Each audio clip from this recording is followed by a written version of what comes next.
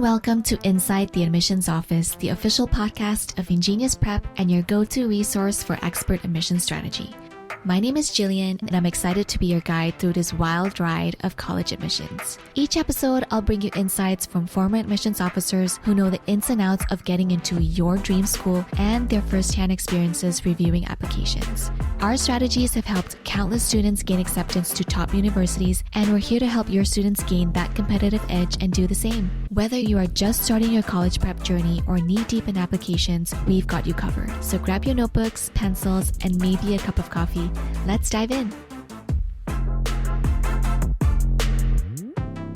Hi everyone, thanks for joining me for another exciting episode. Today we're diving into an exciting topic, engineering majors and what it takes to get into grad school. We are thrilled to have our amazing guest, Will Fenton, with us today to share his insights and experiences. If you're dreaming of a career in tech or making waves in research, you'll want to stick around. We'll chat about everything from academic skills you need to shine to the extracurricular activities and leadership roles that can make your application pop. Stay tuned for a jam-packed episode full of expert advice like this one. Hopefully, if you are applying for a specific graduate program, you know that you want to do engineering, the specific type of engineering you want to do. So talk about why that specific type of engineering, what it is that sparks, that literally that makes you alive, that sets your nerves, your cells on fire when you are actually doing the research, when you are talking to your friends, your family members, complete strangers on the subway about this discovery that was just made on this topic that you want to go and spend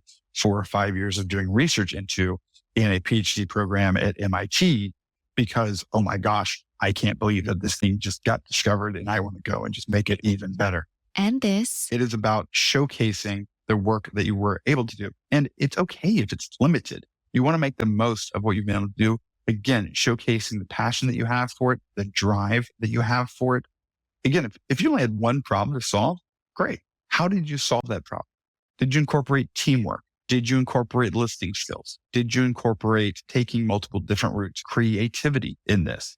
Did you brute force it? Whatever it is that you did, you want to be able to show people what that was. All right, we have a great episode ahead, so let's jump right in. Hi, Will. I'm so excited to have you on the show on a brand new episode of our podcast.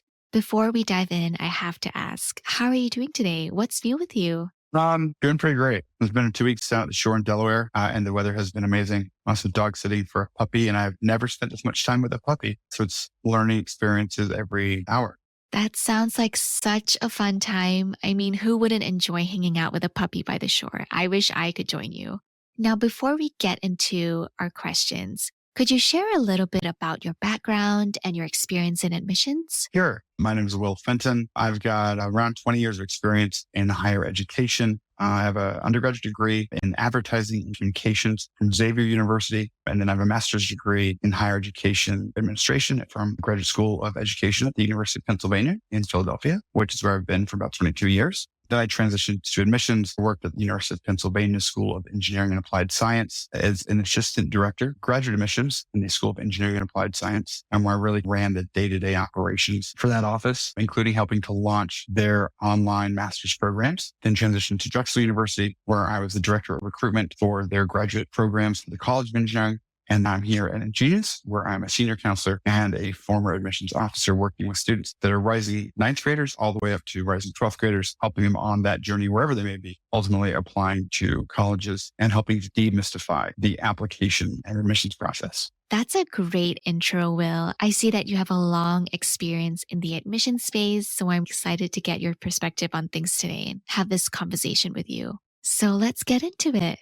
How important do you think a solid academic foundation from undergrad is when applying to graduate engineering programs? Are there any specific courses that might give applicants an extra edge?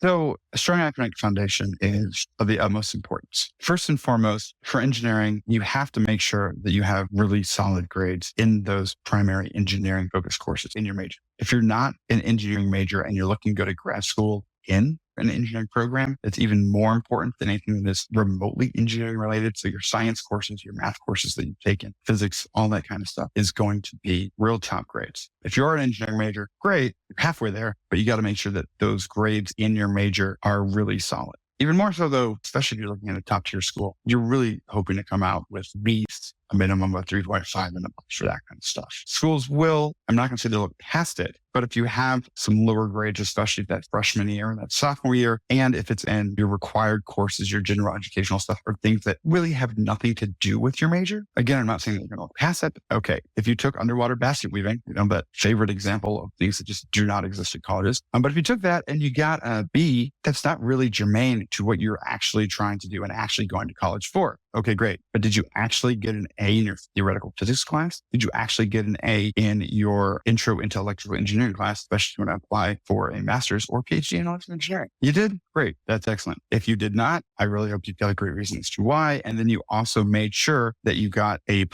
all the way through all the rest of your electrical engineering and electrical engineering related courses all the way through to graduation. But yeah, super duper important. As far as specific undergraduate courses, again, anything and everything that is related to that major, especially if you're doing a minor or even a double major, it's all of that stuff that's that concentration. And then if you have specific pieces, especially also focusing on research, or let's say, I decided maybe we're going to do a minor in data science or a minor in statistical methodology. Again, things that are going to back up the math that you need to do, or maybe you actually added a double major in comp sci. Excellent choice. That's going to back up that engineering piece. But again, how are your grades? So really focusing on getting really strong grades in those major specific courses is crucial. Got it. That makes a lot of sense.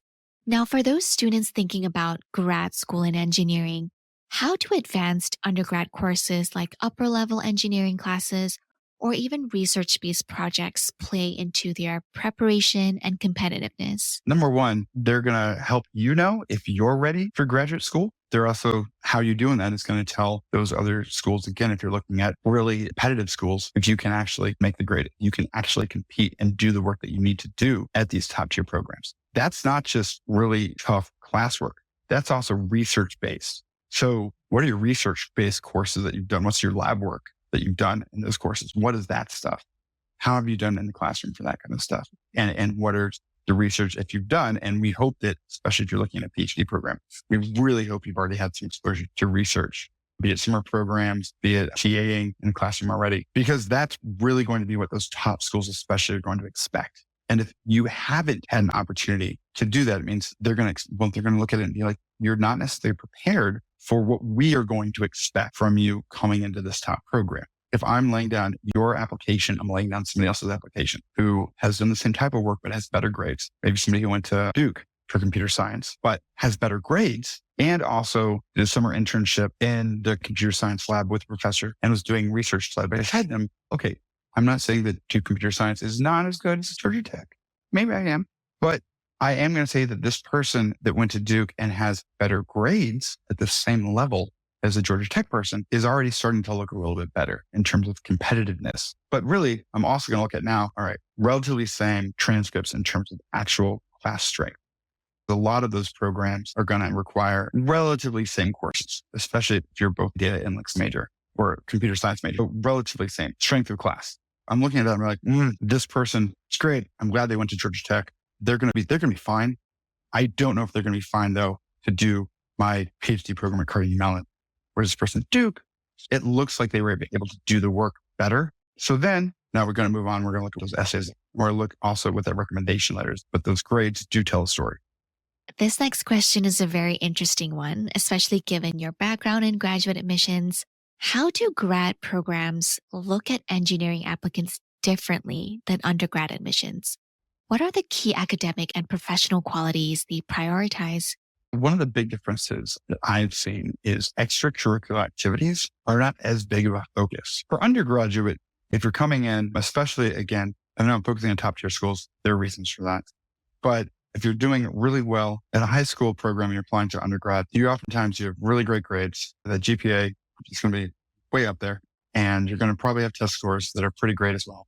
So we'll say apples to apples or high school to high school. And we also know that the quality of high schools varies wildly, and not just across the country, but can vary wildly from one part of a town or one part of a city to another part of a city. So you can only compare that so much, but you're also looking to see how do those students fit into the overall community that you're building at that school when you're building that incoming first year class. So one of the big components that you're really looking at is what a student did when they're outside of the classroom. what those extracurriculars were, especially that schools the last several years have also, a lot of them have required volunteer or community service work for a certain amount of hours. So it's also a big tell was what kind of service work did they choose to do? When you're talking undergraduate though, you're saying, okay, we can do a little bit more comparison for universities, especially when we're looking at students who are applying to top tier programs. If a student is coming from basic general engineering programs, comparatively speaking, are going to be okay to actually compare grade wise. So now I'm going to look at, okay, what type of research or internship opportunities did both students have? So these are, while they might be technically extracurriculars, they are directly related to the program that you're in and they're directly related to your major. Whereas those like kind of high school extracurriculars, it's relatively rare that whatever those extracurriculars were directly related to what it is you want to do in college. So we're looking at that kind of stuff. We're also looking to see, were you a TA? Did you do additional research in your classroom or outside of your classroom that was related not just to say your major, then also potentially to whatever you want to do for graduate school, for that graduate program?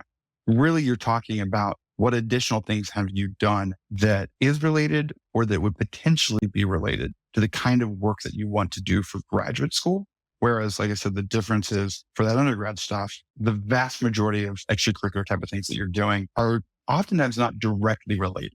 They're tangentially, okay, I want to do mechanical engineering. And I just spent 2 summers and maybe even an additional semester working on multiple robotic assembly lines for GE, where I was actually building some of the machines that are working on these assembly lines.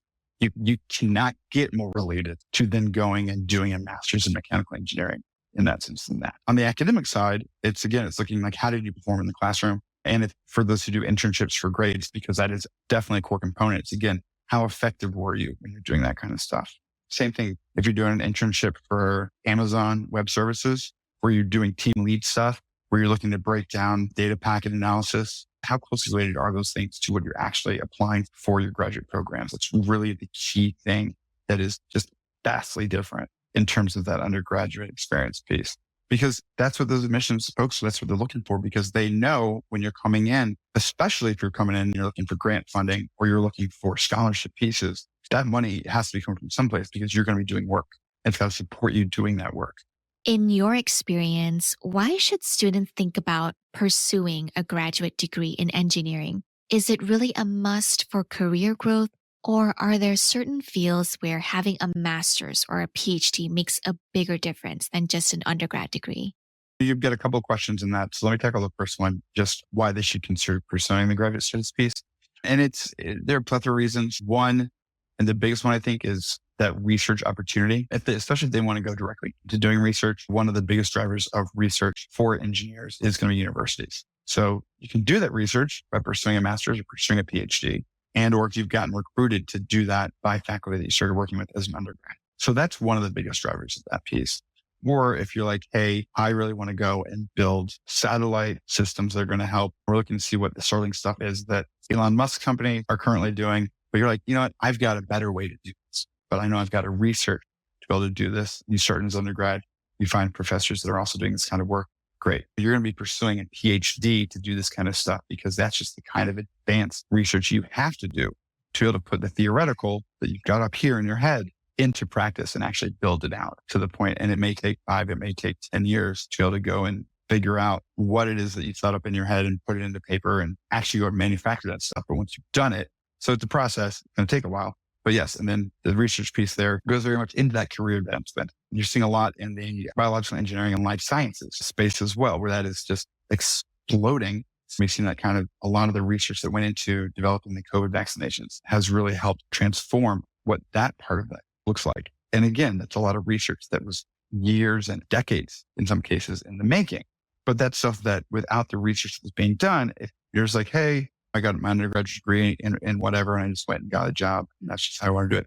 It doesn't then translate at the same pace. But specific fields, I think a lot of the reason others is because you start to see advances that you want to see, you want to pursue, that you don't necessarily get a chance to pursue when you're just working a job, whatever that job may be. I think computer science definitely has opportunities for masters and for PhDs. Data science, I think AI actually is going to be one of those ones. I know everybody talks about AI. We're seeing all these advances and, well, I don't know if the application of it so far is necessarily where we need to be. And my personal opinion, since I do not have a professional stake in developing AI whatsoever, personally, I think the application of it right now is where you need to have more research. And I think we're always discovering different ways. The main one is the undergraduate degrees are great for jobs, just flat out to get out there, go out and work, but to actually explore, to actually go and try and move things to that next level. If you've got ideas that you want to go and see to come to fruition, that's where that research piece comes in. That's where getting to go and do a master's or do a PhD is really helpful and can be very powerful. Let's now dig into job prospects. How do opportunities differ from those with just an undergrad degree versus those who go the extra mile for a master's or a PhD in engineering? When does that extra degree really pay off in the job market? That is a great question. I think it can be field specific. It can be position specific. It's 9 times out of 8.5, it's going to be salary specific, if only because that master's, that PhD is definitely an additional credential. And most of the time, additional credential means you get additional money. But a lot of it really is going to come down to that specific job. So I live in Philadelphia, and over the past roughly 2 to 3 years, the city government has actually, and not just ours, but I'm using ours as an example, has made a point of going through job descriptions and actually rolling back, trying to really analyze, hey, does this job actually need a master's degree? Does it actually even need a bachelor's degree for the work that's required? And some of them, no, they didn't. It's just somebody at some point in time was like, hey, we're just going to go ahead and say all these jobs require that. At the same point in time, a lot of jobs, especially in engineering, because of the science, because of the math that you have to be able to do these jobs, that is a basic core requirement. You have to have those kind of essential degrees. And to be able to do upper level math, to be able to do that upper level science that requires, especially moving up in positions, you have to get that master's piece. Or if you don't, fine. It means that you have to do X amount of work in the role or in the company before you can, because that's the other way you get that experience and you get that exposure. You go to school for an additional 1.5 years, 2 years. So you can go in, and if you go in with a master's degree, you've got enough additional book smarts that you can actually start a little bit higher, or you actually start working on projects that are a little bit more advanced because you have that additional knowledge. Otherwise, when you're on the job, that's how you're getting that additional knowledge, is by learning in the job. There's some companies, that's how they want you to do it. And there's some people who that's how they prefer to do it. Nothing against that whatsoever. But I know I went and got a master's specifically for my job because I knew there was enough that I did not know before going to work at the time in residential life that I needed to have that foundation. Because my undergrad was in advertising, which is great if you want to work in advertising. It's not so great if you want to go and help students transition from being seniors in high school to being full-fledged freshmen in college and figure out what that means. The advertising wasn't going to really help, except come up with some great marketing campaigns to get them to come to floor programs. I'd love to hear your take on this one. I know you mentioned about internships a couple of times earlier in our conversation and that they are game changers for undergrad students. How much weight do internships and research assistantships carry when it comes to getting into top-tier engineering programs in the country? I think research and internships are definitely the biggest ones. Professional organizations can be helpful, but especially as an undergrad, professional organizations oftentimes will either have like a offshoot program that are for college students, have chapters maybe, or they will have outreach organizations that will work with college students. You're not actually part of that professional organization as a college student. But that also, again, that's going to be professional organization specific. But the research and internship, number one, internships, cannot stress those enough. If nothing else, that's how you're going to be able to figure out if, hey, all you're doing in class, you actually like doing that in the real world as a potential job. I've worked with somewhere between, let's say, 5 and 500 students that figured out once they actually got to do the job part of their education that they didn't actually like what they were going to school for. For many of them, they then had to figure out what that meant as another major and or how many more years of college they were actually going to go for because, they didn't want to actually be doing their major as a real job. Hopefully, people can figure that out before they actually graduate. Also, a lot of schools, of course, have implemented you have to have an internship, at least one internship, if not 2, before you graduate. So you got to get credits for that. The research is the other piece. You can do research as part of an internship, or you work with faculty or maybe doctoral students who are there doing research. And not just say, oh, I'm doing research because I have a lab course where I have to quote unquote do research as part of that. No, you're actually working with a faculty member to do research on a project that they're actually doing. There's definitely a distinct difference, especially if you're applying for a graduate program. Research, because it's part of a lab course, is not necessarily something that's going to count, especially for master's or PhD programs that require that you've done actual real research. Come to think of it, finding internships can actually be really tough. And I feel that on campus resources can play an important role for landing internships, but not a lot of students might not even know what resources are out there. What are some of the best places they should check out on campus? And how can they make the most out of those connections?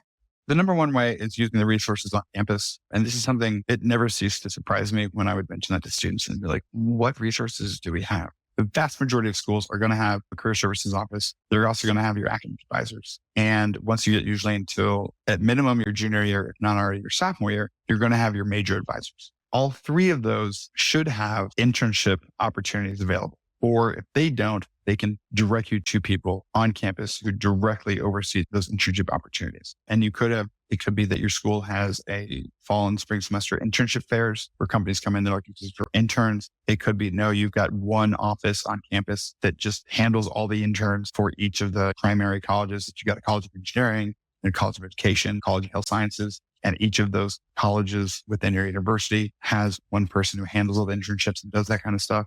There are schools where it's part of your overall education, where you have co-ops is what they call them, not internships technically. But that co-op is built into your overall education piece. And you get co-op for every 2 quarters. You go on co-op and you have 6 months where you're working a job someplace or working an internship. So number one, go use your resources on campus. Ask people. Do not be afraid to ask people. And by people, I don't just mean your academic advisors, your career resource offices, the internship coordinators, or whoever. Also talk to your faculty members, talk to your professors, talk to the TAs. And then once you talk to those folks, talk to upperclassmen that you know. You never know who may be able to give you a lead on an internship or who may be able to introduce you to somebody who they know, or maybe they had an internship last semester. They're moving on, they're graduating, they've got a job offer, they're going abroad, whatever. They're like, oh yeah, I just worked at this company. It was great. I can introduce you to who my boss was because they're looking for some more interns. So it is a networking piece, but first and foremost, it's about using those resources. And then if none of that pans out, go on your job's career page, because oftentimes schools, for whatever reason, will post internship opportunities on the job page too. Sometimes, especially for public universities, you have to post any and all quote unquote job opportunities. It's a requirement by usually the state law that those have to be posted. So you can literally find your internship opportunities if you want to work at your university posted on the job website. But the number one thing is you have to be willing to go and ask questions and search it out. Now let's dive into college application strategies and essays. When it comes to tackling the why engineering or why this college prompts for competitive programs, what are some effective ways for students to approach these questions? What strategies can really help those who find it difficult to express their passion for engineering and showcase their fit for a specific graduate program? Number one, it's the research into that college. And especially when you're doing that into the specific engineering program at that college, and then even more so into the specific engineering field, so electrical, mechanical, aerospace, biological, biotechnology, all that kind of fun stuff. You want to do as much research as possible.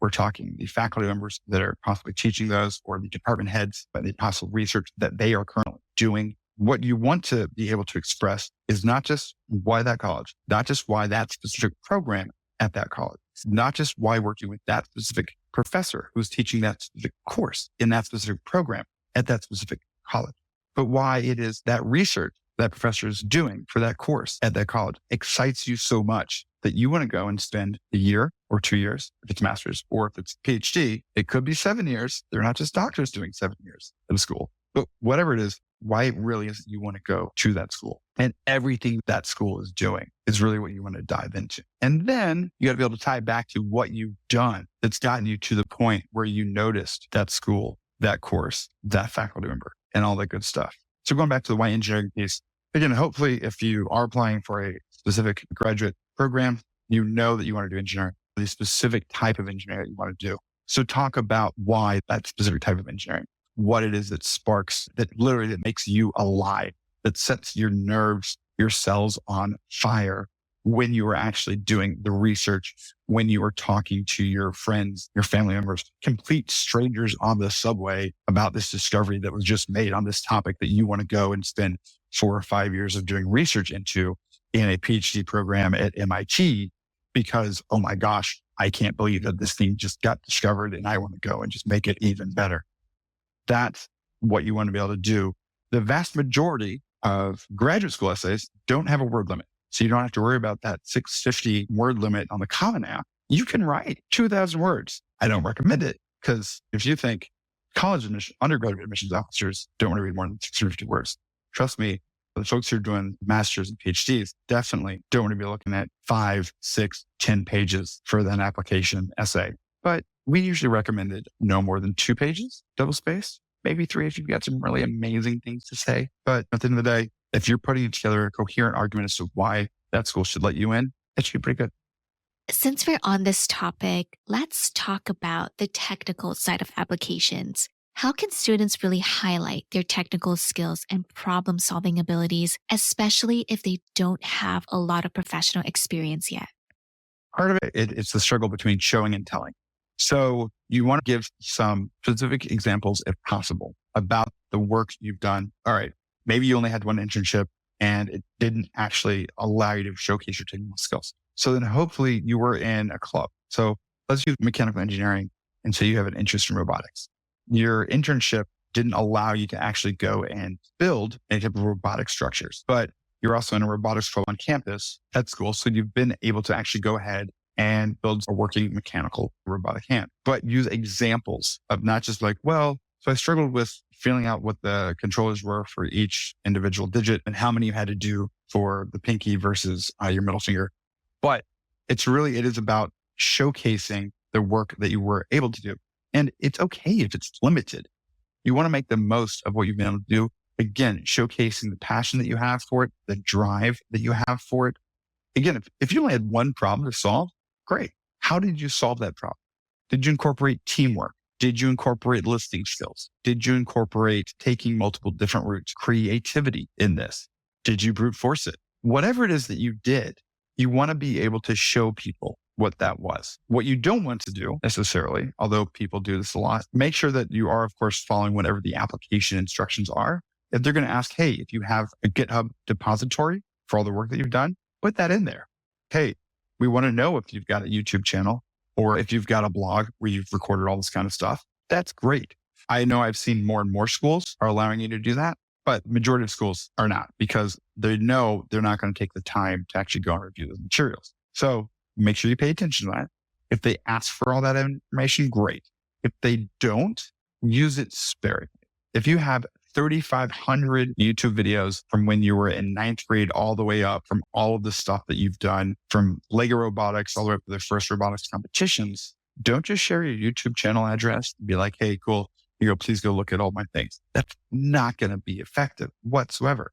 If you have one specific video that highlights, again, to effectively solve problems using the skills that you know would be effective for the specific program that you've done a ton of research for, put that in there, mentioning why you put that in. Make sure you're showing, not telling, and also make sure have somebody who's not an expert take a look at your essays, take a look at your application, read through this stuff. If they are mystified, go back and rewrite it a little bit so that they're not as mystified. Yes, experts will be looking at this, of course, and that's your goal, is to go and work with those experts. But you're also going to have folks who are not necessarily experts looking at this, who just want to be able to understand it. And if your friends who are not necessarily in the same exact headspace as you are reading these things and are just like, you lost me after the third sentence and I just got further and further, that's not helping anybody at all, except they've told you that you need to rewrite in the nicest way possible. Moving on to a very crucial topic, I want to chat more about the diversity in engineering. How can female students and those from underrepresented backgrounds find programs that really resonate with their needs? What resources or support systems should they be looking for to feel supported on their engineering path? There are a couple of things. Number one, I think look to see if a school has on their website what percentage of students coming in, what the breakdown is gender-wise. That can be helpful. I do recognize, especially with last summer's Supreme Court decision in regards to how schools can use various demographics to recruit students and to admit students. Some schools have gone away from showing breakdowns like that or releasing that information even. We're seeing that already right now. Schools may not be publishing that as often, but if a school does publish that, look at that, see what that breakdown is. Know what you might be more comfortable with. If you're like, hey, I want to go to a school that has 30% or more of a breakdown of women that are in the engineering school, cool. A lot of schools will have that. They will be proud of showcasing that. So that's one thing you can look out for. Another thing to look for is what is the overall breakdown of faculty that's on staff. A third thing to look for is how do they support students, both that are minorities in the various majors and programs, but also students from underrepresented backgrounds. So meaning, do they have specific resources that are dedicated to supporting those students?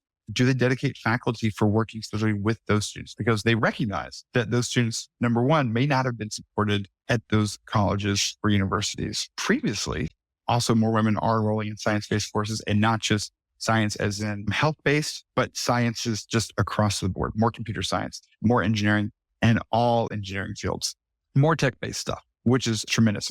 But now they need the resources to support them, to make sure they're not just enrolling more as first-year students, but they're also not transferring out by the time they hit second or third year, but they're going to be in there all the way through so that, hey, now they're moving on and they're going to make up the alumni. They're also going and getting, more research-based fields and then more faculty. I think you've made such great points about support. Finding the right support can make all the difference. And now, speaking of preparing for the future, let's discuss about what happens when students take that next big step into graduate school. I know the first year can be a real eye-opener. What do you think are the biggest challenges students encounter in their first year of grad school in engineering? And what tips do you have for them to gear up for the academic and research rigors they'll face? Sure. It's not atypical from, I think, your first year as a first-year student, as a freshman, in that it's the workload.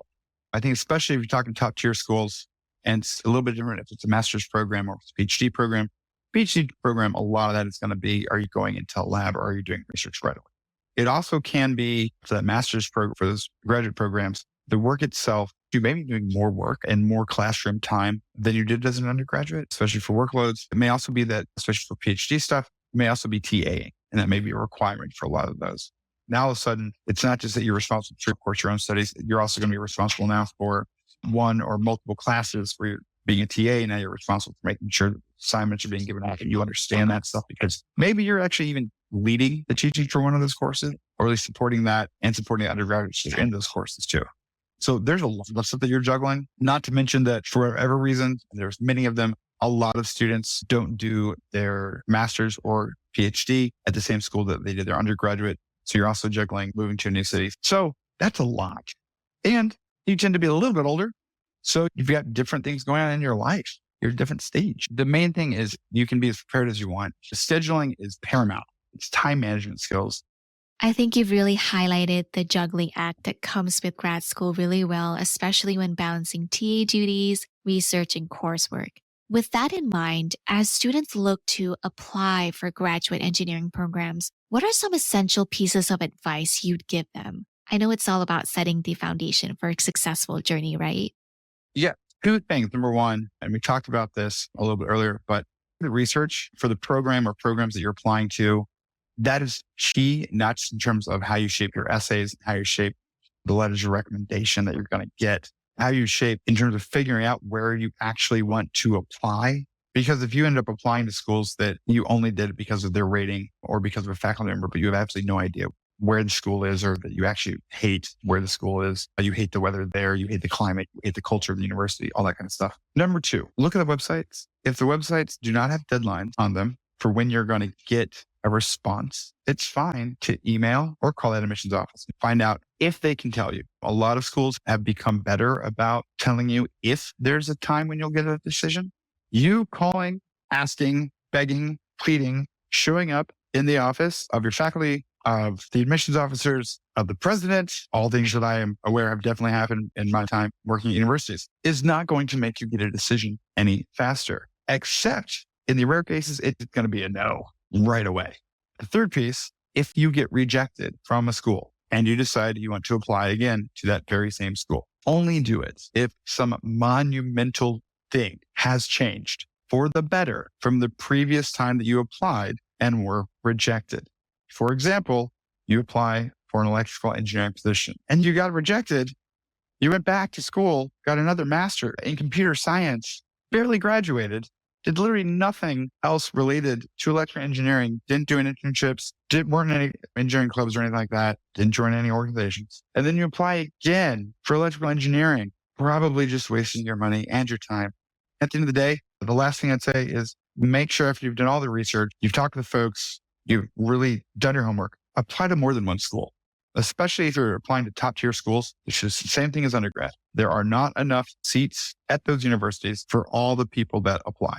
There just aren't. There are no guarantees that you're getting in. It's always a good idea to have at least one, if not a couple of backup plans if you want to make sure that you're continuing your education.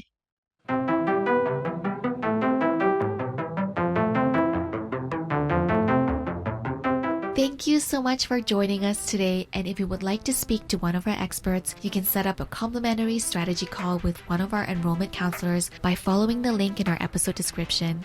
And for more information and access to additional resources, you can register for our webinars, which is also linked in the episode description. If you have any questions or would like to request a topic for a future episode, you can email me directly at jillian.yong, that's JILIAN.YONG@ingeniusprep.com. Thank you for listening to another episode of Inside the Admissions Office, and don't forget to follow the podcast so you're notified every time a new episode is available. That is all for now, and I hope this was helpful for everybody tuning in, and we will see you in the next episode.